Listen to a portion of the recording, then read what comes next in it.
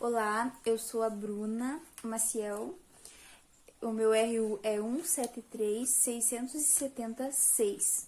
Eu sou o Jackson Maciel e o meu RU é 17367222. A gente é do Polo de Apoio Presencial de Guarapuava. E o nosso estágio que estamos desenvolvendo é do ensino médio no formato extensão. O tema dele é a importância da literatura e a leitura no ensino médio. E o nosso primeiro tema vai ser a importância de ler. O ato de ler é uma das maiores preocupações dos educadores, pois procuram inúmeras maneiras de se ensinar e estimular uma criança, relacionando a leitura com diversos aspectos que implicam num aprendizado eficiente ou até mesmo quando não surte os resultados esperados. O fato é que através da leitura abrem-se as portas de um novo mundo para o indivíduo, um mundo constituído de muitas oportunidades de transformação dos aspectos emocionais da pessoa, incentivando-a com a leitura e abrindo um novo mundo de descoberta e de conhecimento. Tende-se como base o desinteresse dos nossos alunos, apontando isso como uma das causas desse nosso condicionamento. Essa tranquilidade com que ano após ano, levando às crianças os mesmos livros, as mesmas histórias, supondo sempre atividades iguais para alunos iguais. Não se deve disponibilizar sempre os mesmos livros, realizar sempre as mesmas atividades, pois o professor, como mediador, deve proporcionar atividades com relação à leitura. Nos dias atuais, a leitura está sendo deixada de lado, pois temos os nossos redores, ao nosso redor, vários meios de leitura, não precisando utilizar-se de livros. Infelizmente, a realidade atual mostra que a forma de desenvolver as novidades a partir de uma história tem sido a maior vilã dos professores na aquisição do prazer de ler. Então, aqui dá pra gente ver que aquela coisa de repetir muitos livros fica cansativo, né, na sala de aula, porque todo mundo espera algo novo. Então, se você sempre leva as mesmas histórias, os mesmos leitura, os alunos vão perdendo mesmo aquele interesse que tem, que eles sempre esperam uma história nova, alguma coisa, né?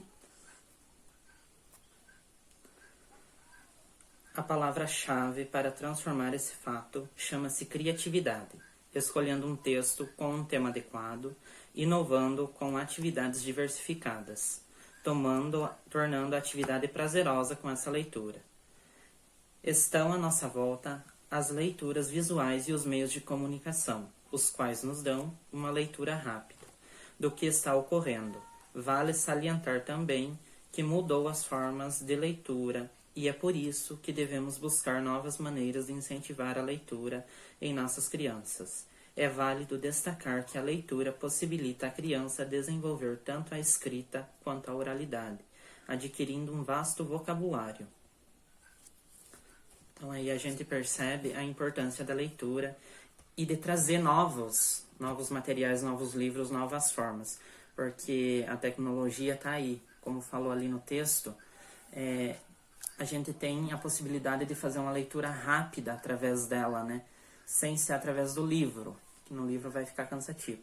Por isso a importância de diversificar, porque vai atrair a curiosidade, vai despertar um gosto diferente pela leitura, tanto das crianças quanto dos adolescentes. Principalmente dos adolescentes, que eles não querem aquela coisa de estar lendo um livro ali, eles já estão muito mais avançados nessa questão da tecnologia. Então, tem que usar bastante a criatividade para tentar puxar esse público-alvo, né? Portanto, é de suma importância incentivar o desenvolvimento da imaginação dos pequenos. Por isso, não se faz nenhum mal.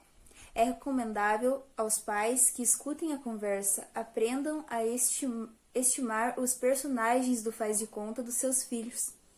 Essa fase se rompe aproximadamente por volta dos 7 ou 8 anos, quando a criança já está mais madura. Considerando a argumentação de Zilberman, de 1987, vê-se que é o maravilhoso que endosa, de modo substitutivo, a pequena participação da criança no meio adulto. Por meio da magia, ela foge às pressões familiares e realiza-se no sonho.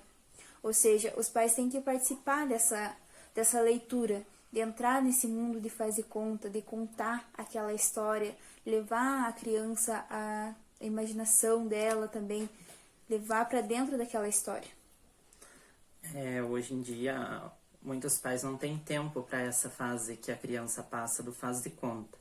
Para os pais pode não ter importância, mas é ali que a criança está descobrindo o mundo, né? Pode ser uma bobagem na cabeça do pai, mas para a criança aquilo é tão real, que ela vai expressar ali naquele momento contando. Faz de conta para nós adultos, mas para ela é real. Então, é muito importante a gente dar essa devida atenção para a criança quando ela está contando aquela história ali, né? Às vezes, um bichinho torna-se um monstro na imaginação dela e ali ela vai construindo o pensamento dela.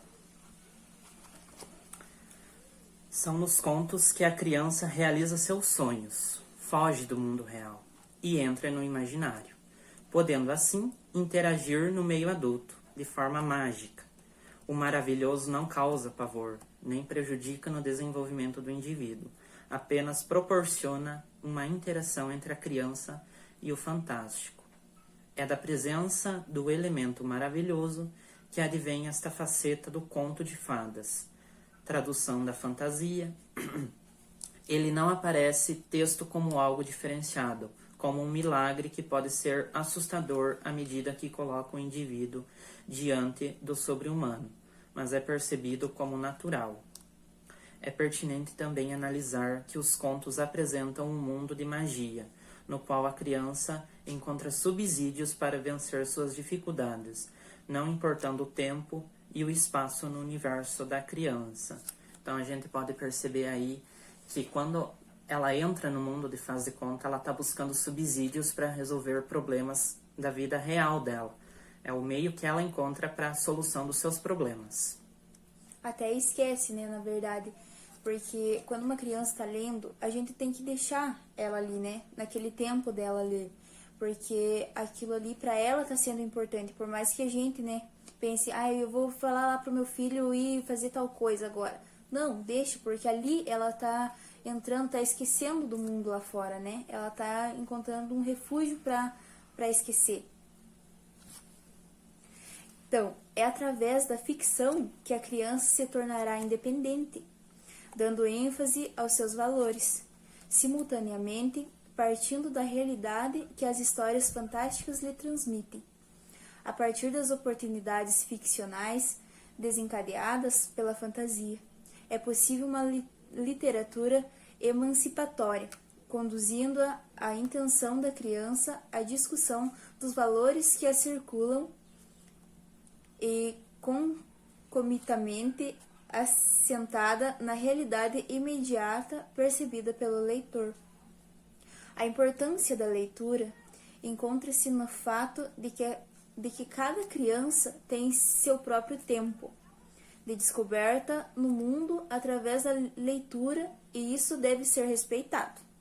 Então, cada criança tem seu tempo. Não adianta você querer que a criança saia ali já lendo, já contando aquelas histórias, porque não. Cada uma vai ter o seu tempo de leitura, de se imaginar de cada forma, assim, conforme for desenvolvendo. E não adianta os pais quererem comparar, tipo, o meu filho com o filho de tal pessoa. Cada criança tem seu tempo e isso precisa ser respeitado, porque se atropelar fases, vai ocorrer uma defasagem no meio desse caminho aí, a criança vai perdendo o gosto. Então a gente precisa realmente respeitar o tempo dessa criança para que ela vá descobrindo o mundo de forma prazerosa, não de uma forma assim, mandada, obrigada. Então a gente precisa realmente respeitar esse tempo e cada um tem o seu tempo. E daí também dá para perceber lá no ensino médio, né, que a gente tá focado aqui mais no ensino médio, que chega lá no ensino médio, você pergunta quantos livros cada aluno lê. Raramente eles lerem um livro por ano, porque eles já perderam aquele gosto, eles já não acham mais como que eu posso dizer, um prazer ali de estar lendo aquelas histórias igual era antes, né?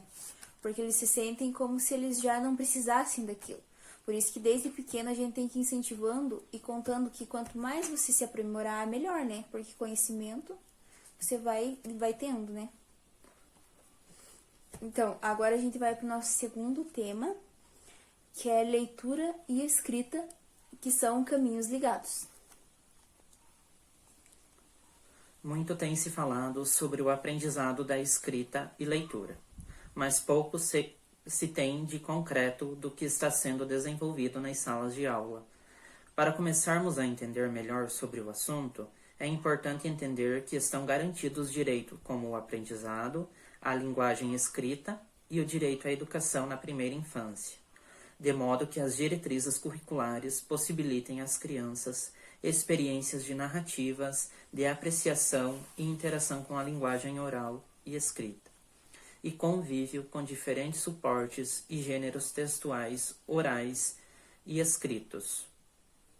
Esse é um processo longo, que se inicia no primeiro, mas se estende e se consolida ao longo de todo o processo de alfabetização, no segundo ano e nos demais. Então a gente percebe aí que tanto a leitura quanto a escrita eles caminham junto. Não tem como você ler sem escrever, e não tem como você escrever sem ler, né? Então a gente precisa respeitar esse percurso e seguindo em frente. E ali também fala que isso também é um direito que cada criança tem, né? Porque desde o momento que você vai para a escola, você já vai ganhar isso, né? Digamos que é ganhar, porque com certeza você vai contar pro resto da sua vida, né, com isso. Você já aprende ali a escrever o seu primeiro nome, e aí já vai aprendendo a ler, e sempre vão estar juntos. Então, o professor tem um papel imprescindível no processo da escrita e da leitura. É ele que mediará o ensino formal com aquilo que o aluno já traz consigo. Talvez para um aluno que seja mais difícil o processo de aprendizado de leitura, para outro o processo de escrita pode ser bem mais complexo. Por isso, cabe ao professor observar com atenção o desenvolvimento de cada aluno e verificar se todos estão acompanhando suas propostas de ensino. Entretanto, a escola não é a única agência de letramento. Existem outras agências de letramento, como a família, a igreja, a rua como lugar de trabalho, mostram orientações de letramento muito diferentes. Mas, independentemente de qual agência de letramento a criança aprender, todas têm o mesmo objetivo final, que é realmente de passar, né, alguma referência ali, de ensinar, de que a criança possa tirar alguma coisa, né? Ali falou também do papel do professor como mediador, né? Então, o professor realmente é o mediador. Ele precisa ficar atento a cada aluno tem suas especificidades e ele precisa respeitar isso, observar. Para um aluno, talvez o processo de leitura seja mais simples, enquanto para outro, nem tanto. Para outro aluno, talvez o processo de leitura seja mais difícil, mas ele tem uma facilidade maior no processo da escrita. Então, o professor precisa ficar atento nisso e observando e preparando sua aula assim, de acordo com a especificidade de cada aluno, respeitando aquilo. Uns terão mais facilidades em um processo e outros em outros. Tem que auxiliar também aqueles que têm as dificuldades, né? Tentar se encaixar com os outros, né? Passar uma atividade talvez diferenciada ali para tentar levar, né, junto com os outros. E ver se realmente o plano dele ali, que ele preparou, tá de acordo com a realidade da sala, da turma. De todos, né? Que não adianta você preparar um plano de aula lindo, maravilhoso, perfeito praticamente, mas não ser da realidade da turma, ser de um mundo totalmente diferente daquele que ele está trabalhando. As crianças não se encaixariam, né? Não teria nem como. Letrar é mais que alfabetizar. É ensinar a ler e escrever dentro de um contexto onde a escrita e a leitura tenham sentido e façam parte da vida do aluno. De acordo com a autora, apenas ensinar a ler e a escrever é insuficiente. Alcançar níveis de alfabetização funcional onde as pessoas leem e escrevem e, no entanto, não são capazes de fazer uso desse conhecimento numa esfera social, já deixou de ser processo de ensino-aprendizagem. Para que esse processo seja realmente concluído, espera-se que no final do primeiro ano da alfabetização, as crianças já tenham avançado nas questões da compreensão da base alfabética e que já tenham avançado em sua fluência leitora. Então, não basta apenas você ensinar a ler e escrever. A gente precisa despertar nessas crianças e nos jovens a compreensão pelaquilo que eles leram, né? Porque ler por ler, né? É fácil. Precisa realmente compreender aquilo que se está lendo. Que no começo ali dá pra gente ver que quando eles estão lendo as primeiras sílabas ali, tipo, eles falam ba, lá. Aí você tem que perguntar, sempre tá perguntando o que dá a junção dessas palavras para eles já irem tendo aquela noção da compreensão do que eles estão lendo, né?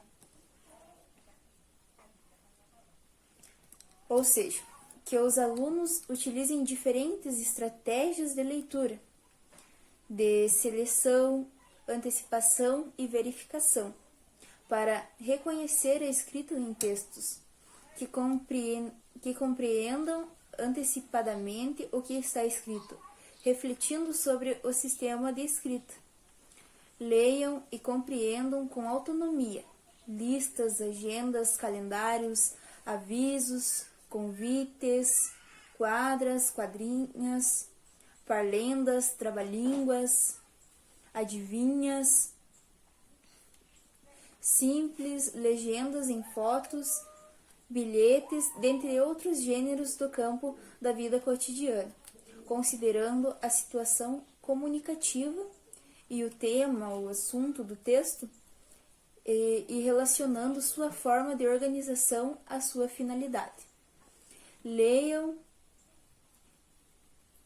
e compreendam em colaboração com os colegas e com a ajuda do professor ou já com certa autonomia, receitas, instruções de montagem de brinquedos e instruções de brincadeiras, dentre outros gêneros do campo da vida cotidiana, considerando a situação comunicativa e o tema, assunto do texto, e relacionando sua forma de organização às suas finalidades.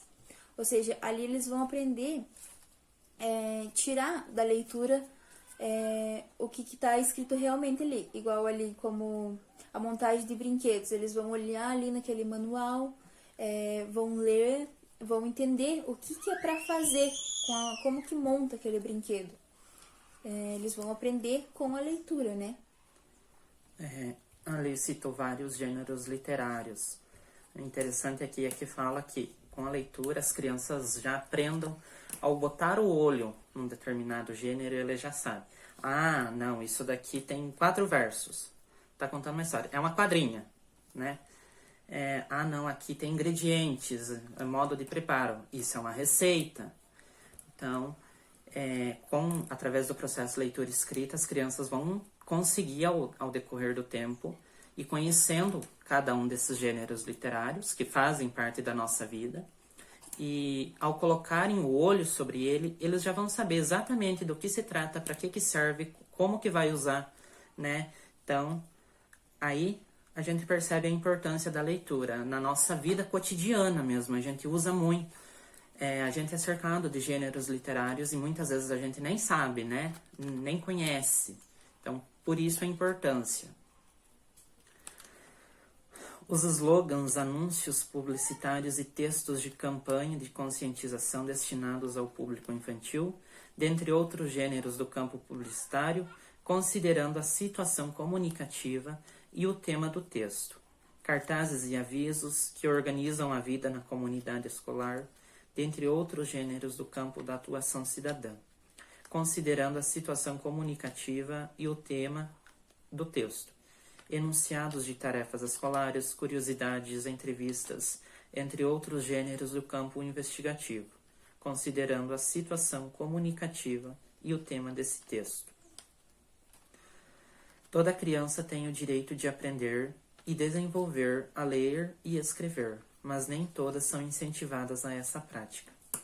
Muitas acabam aprendendo por obrigação e não conseguem compreender a importância da leitura e da escrita. Também não é possível ver a ligação entre a leitura e a escrita, e alguns professores querem separar esses processos como se fossem totalmente paralelos.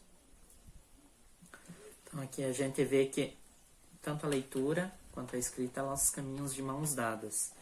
E fala ali que a criança tem o direito de aprender, é um direito que está garantido na Constituição, o direito de aprender, o direito à educação. Então, quando esse processo ele se torna uma obrigação na visão da criança, esse processo se torna chato, ela perde o interesse, ela não vai ter aquela mesma ânsia em aprender como se fosse uma atividade realmente prazerosa para ela. Então, a gente tem que tomar cuidado assim com as cobranças excessivas em cima, porque vai acabar interferindo no processo. E é importante também usar bastante a imaginação para tornar aquilo algo prazeroso para as crianças, né? Para que eles gostem, tomem o gosto em aprender. É que a aprendizagem ela precisa ser um processo dinâmico e gostoso, não um chato, né? Não um processo chato, monótono.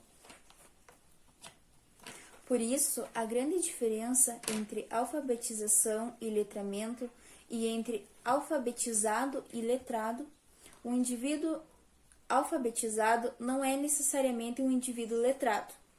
Alfabetizado é aquele indivíduo que sabe ler e escrever.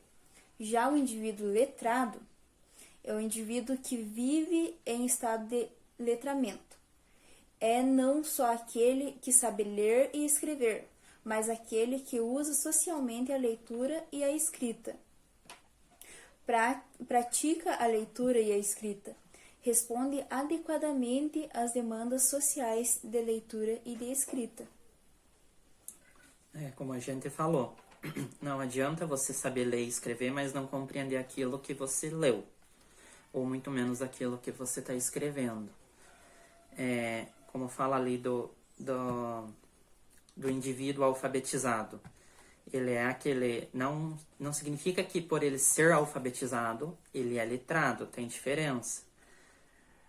A pessoa alfabetizada é aquele indivíduo que sabe ler e escrever. Ele lê e escreve, mas não tem uma compreensão adequada daquilo que leu.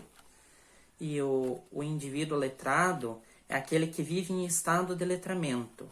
Ele lê, sabe escrever e compreendeu aquilo que ele leu e escreveu. Ele conseguiu um entendimento daquela frase, daquele cartaz, de um anúncio, de um texto qualquer. Ele consegue compreender realmente além do que está escrito ali.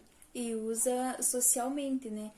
Ou seja, ele sabe ler placas para seguir ali. Ele está usando no seu dia a dia, né? Está retirando as informações necessárias para a vida, né? Para a convivência. Desde sempre, a criança é estudada, por ser o início da vida humana. Cada criança se desenvolve de uma maneira. A criança, desde muito cedo, se interessa pelo funcionamento da linguagem escrita, mas quase todas seguem o mesmo sistema de ensino de leitura e escrita que está proposta pela rede de educação. Os estudos da psicogênese da leitura e da escrita nos mostraram como as crianças formulam hipóteses para explicar o funcionamento desse sistema. Nós nos referenciamos àquilo que está mais próximo de nós, a família, os amigos, a escola, a TV, e a criança reelabora, reconstrói, reformula elementos constitutivos da escrita, lançando mão da sua forma peculiar de pensar e das suas referências muito próprias sobre o mundo. Para compreender melhor, a criança não se prende a relações entre fonemas e grafemas, para construir sentidos ao escutar a leitura de uma história, ou elaborar narrativas a partir de um livro de imagens, Por isso, pode-se afirmar que as crianças formulam hipóteses, criam histórias, inventam sentidos, atestando assim o seu protagonismo em relação ao processo de construção de conhecimentos sobre a linguagem escrita. Então, vamos dar uma passadinha desses dois temas que a gente viu para fechar bem certinho e para lembrar, então. Então, a gente viu hoje a importância da literatura e da leitura no ensino médio, que é a importância de se aprender a ler e escrever, né? Que o ato de ler é uma das maiores preocupações dos educadores, né? Pois procuram inúmeras maneiras de se ensinar, estimular uma criança, né? Porque eles têm que ter um planejamento bem amplo, né? Para poder ensinar realmente, né? Hoje o que a gente consegue perceber aqui ao nosso ao redor, na nossa vivência, é que os professores eles estão realmente preocupados apenas em ensinar a ler e escrever, né? O aluno aprendendo a ler e escrever, pronto, atingir meu objetivo. E, na verdade, isso vai muito além, né? Porque a gente vai estar formando aquele cidadão alfabetizado, mas não letrado, né? Ele vai ler, vai escrever, mas não vai ter a compreensão de praticamente nada daquilo que ele produziu, ou daquilo que ele está vendo ao seu redor. Então, a gente precisa perder esse costume de, não, ele aprendeu a ler, tá prontinho. O outro professor que dê conta, né? O professor da série seguinte que dê conta de passar o resto do processo. Então, vai muito além disso. E a gente tem que ter aquela noção que a leitura, ela vai abrir o mundo para essas crianças, né? Porque assim, você pode estar ali na sala de aula, mas você começa a ler um livro ali, você vai lá para Paris, para Europa, viaja, né? O imaginário entra em ação. E ali é a melhor parte que tem para as crianças, isso, de usar a imaginação delas, né? E só aprendendo realmente o que eles estão lendo, né? Para eles poderem conseguir isso. Então não basta só saber ali juntar as sílabas ali e não compreender aquele texto, né? Falando do imaginário mais uma vez, hoje a gente tem diferentes formas de auxílio com a tecnologia, né? Um livro, hoje você consegue um livro digital, né? Não precisa ser o livro físico. Você pode fazer o uso da tecnologia dentro da sala de aula e isso é muito bom, porque o mundo vem evoluindo cada vez mais e a gente precisa adquirir essa prática da tecnologia na sala de aula. Você trazer um livro digital ali e expor para aquela criança. É um jeito de você estar incentivando a leitura, desenvolvendo o gosto por ela.